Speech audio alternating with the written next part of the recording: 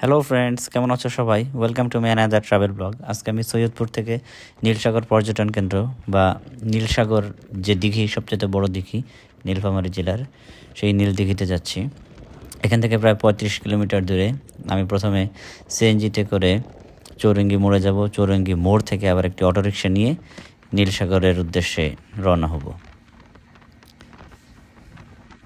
নীলসাগর একটি ঐতিহাসিক দিঘি, যা বর্তমানে নীলফামারী জেলা সদর থেকে উত্তর পশ্চিমে প্রায় 14 কিলোমিটার দূরে গোড়াগ্রাম ইউনিয়নে অবস্থিত। মনে করা হয় ঐতিহাসিক বৈদিক রাজা বিরাট এই দিঘি খনন করেন এবং তা বিরাট দিঘি হিসাবে পরিচিত ছিল। পরবর্তীকালে বিন্না দিঘি নামেও পরিচিতি পায়। স্বাধীনতার পর নীলসাগর নামে ব্যাপক পরিচিতি লাভ করে এবং বর্তমানে এখানে ব্যাপক সংস্কার করে ভ্রমণ পিপাসুদের চিত্ত বিনোদনের ব্যবস্থা করা হয়েছে। প্রতি বছর শীত মৌসুমে অসংখ্য অতিথি পাখির সমাগম ঘটে এই নীলসাগরে।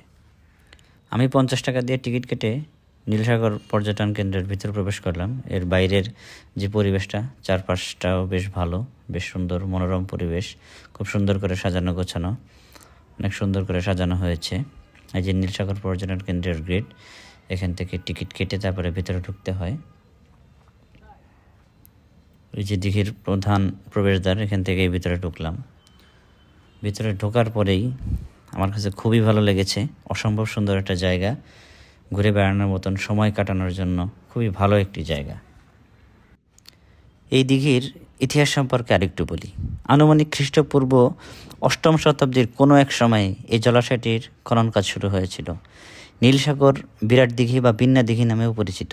বিরাট দিঘি কালক্রমে এই দিঘিটি বিরাট দিঘি, বিল্টা দিঘি এবং অবশেষে বিন্না দিঘি হিসেবে পরিচিতি লাভ করে। কারো কারো মতে রাজা বিরাট তার বিশাল গরুর পালের জন্য পানির সংস্থান করতেই এই দিঘি খনন করেন এবং তার কন্যা বিন্নাবতীর নামে এর নামকরণ করেন। পরবর্তীতে 1979 সালে নীলফামারীর তৎকালীন মহকুমা প্রশাসক ও অবসরপ্রাপ্ত সচিব এম.এ. জব্বার কর্তৃক এই দিঘিকে পর্যটন কেন্দ্র হিসেবে পরিচিত করতে কিছু পদক্ষেপ গ্রহণ করা হয় ও নীলফামারীর নাম অনুসারে বিন্না দিঘির পরিবর্তে এর নামকরণ করা হয় নীলসাগর।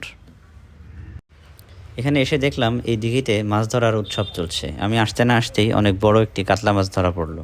কাতলা মাছটা বেশ বড়, এক মুরব্বী চাচা এই মাছটি ধরেছে। এখানে টিকিট কেটে মাছ ধরার ব্যবস্থা করা হয়।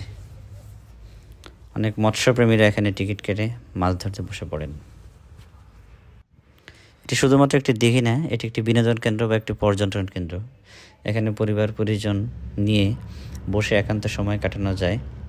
বাচ্চাদেরও খেলাধুলার ব্যবস্থা আছে, অনেক পার্কের মতো ব্যবস্থা, অনেক সুন্দর সুন্দর রাইডস আছে।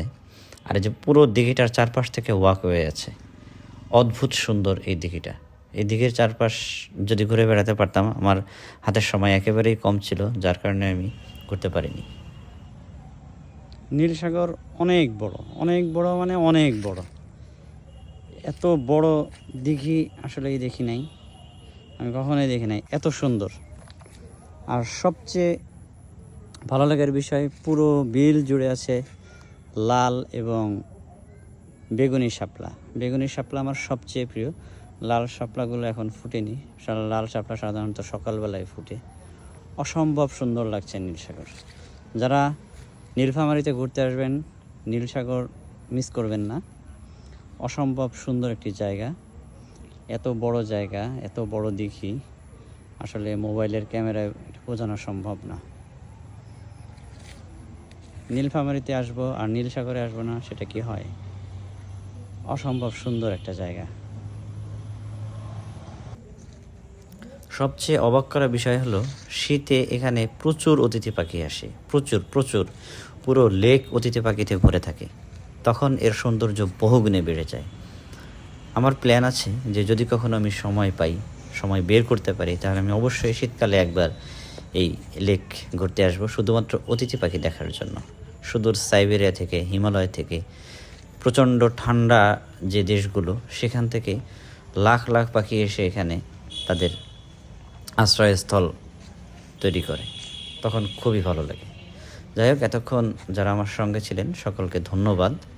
আর পরবর্তী ভিডিওর জন্য অপেক্ষা করবেন এবং আমার চ্যানেলটি ফলো করে দিয়ে আমার সাথে থাকবেন। ধন্যবাদ সকলকে।